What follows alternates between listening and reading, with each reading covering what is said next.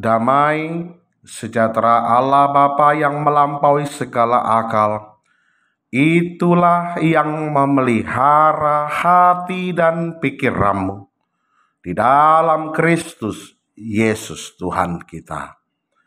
Amin. Horas, Amang Inang, Shalom. Rekan-rekan, saudara-saudariku yang dikasihi Tuhan, salam sehat, salam sukacita, salam damai sejahtera dimanapun kita berada.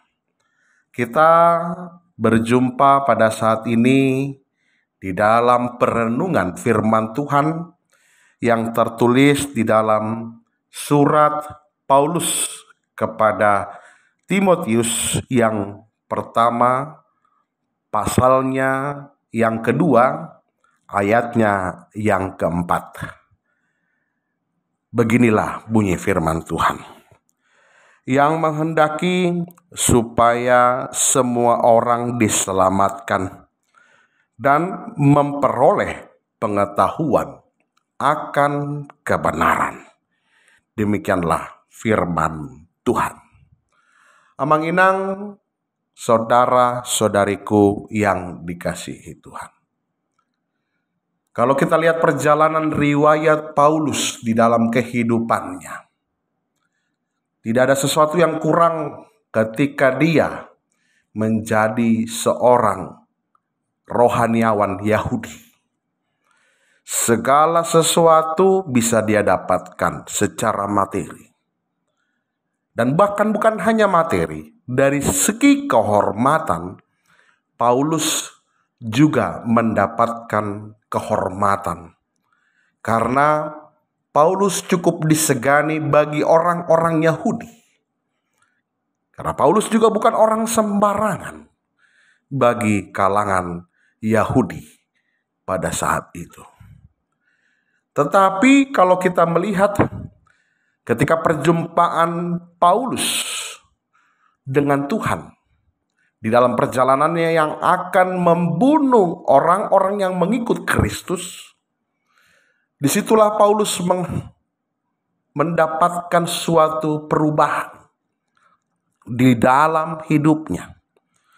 Dan perubahan itu bukan perubahan yang biasa, bukan yang perubahan yang setengah-setengah, tetapi perubahan yang memang membutuhkan pengorbanan dari diri Paulus sendiri. Dan dapat kita lihat bagaimana pengalaman yang dia dapatkan.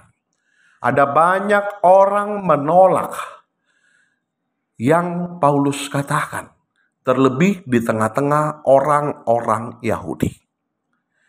Tetapi itu bukan menjadi persoalan bagi Paulus. Paulus hanya ingin mengabarkan kabar sukacita yang datangnya dari Tuhan Allah, yang disampaikan mengenai Yesus Kristus yang telah diutus ke tengah-tengah dunia ini menjadi Sang Juru Selamat. Oleh karena itu, sebagai kita orang Kristen, sebenarnya menjadi sebuah sumber pengharapan, sukacita. Ketika kita melihat walaupun perjuangan Paulus yang begitu hebat, tetapi berbuah untuk kehidupan kita saat ini. Ada banyak orang Kristen yang percaya kepada Kristus.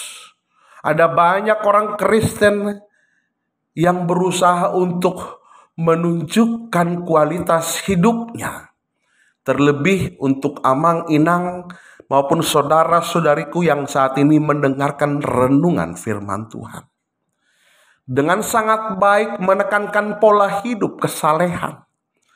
Dan kesalehan itu muncul karena kita sering membaca dan merenungkan firman Tuhan di dalam hidup kita.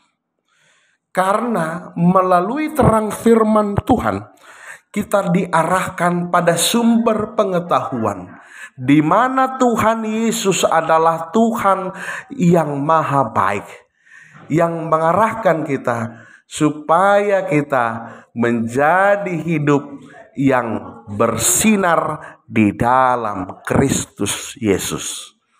Memang tidak mudah bagi kita, amang inang saudara-saudaraku yang dikasihi Tuhan, untuk bergumul dan berjuang dalam hidup kita.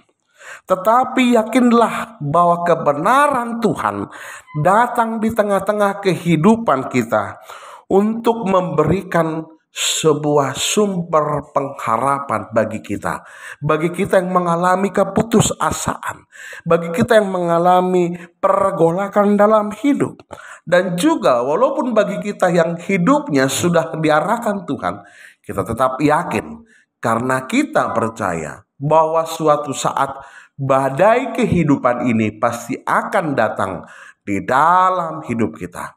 Tetapi karena Yesus Kristuslah kita percaya bahwa kita dituntun oleh Sang Juru Selamat itu melalui kuasa Roh Kudus. Amin. Marilah kita berdoa. Allah Bapa yang kami puji, yang kami sembah di dalam nama Kristus Yesus Tuhan kami. Pada saat ini kami telah mendengarkan renungan firman-Mu. Kiranya firman-Mu Tuhan bertumbuh dan berbuah dalam kehidupan kami, dan menjadi sumber pengharapan kami, menjadi arahan hidup kami yang benar, bahwa terang kasih-Mu Tuhan selalu melingkupi kehidupan kami. Oleh karena itu Tuhan Allah Yesus Kristus yang kami puji dan kami sembah, kami memohon berkat-Mu yang berlimpah dalam kehidupan kami. Kami juga memohon Tuhan karunia Roh Kudus-Mu yang menuntun dan mengarahkan kami.